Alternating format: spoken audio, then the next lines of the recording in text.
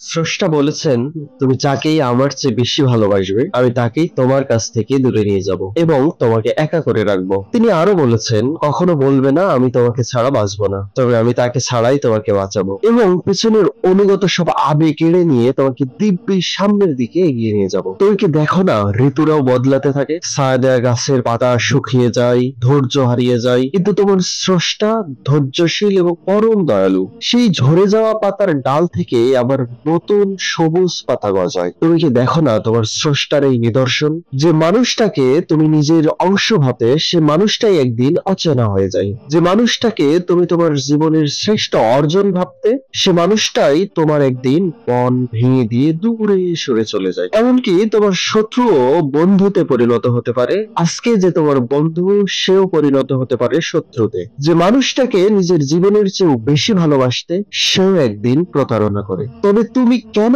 স্রষ্টা বিমুখ হয়ে মানুষকে ভরসা করো? অদ্ভুত এই পৃথিবী, তুমি আসলে অদ্ভুত এই পৃথিবীর মায়া জালে নিজেকে বন্দী করে ফেলেছো। তুমি আবদ্ধ হয়ে গেছো মিথ্যার শৃঙ্খলে। যখন তুমি ভাবো এটা হবে না কখনো, কিন্তু পরক্ষণে সেটাই হয়। সেটাই হবার নয় কি? তুমি বলো আমি পড়বো না, অথচ তুমি পড়ো।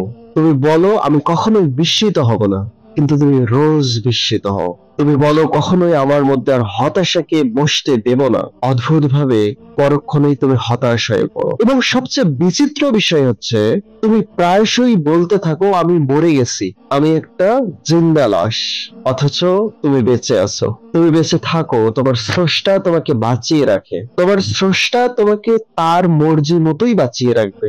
স্রষ্টার কথার এদিক ওদিক কোনো ব্যত্যয় ঘটবে না, কখনোই ঘটবে না। কথাগুলো বলেছেন সুফি সম্রাট মাওলানা জালালউদ্দিন রুমি রহমতুল্লাহ আলাইহি।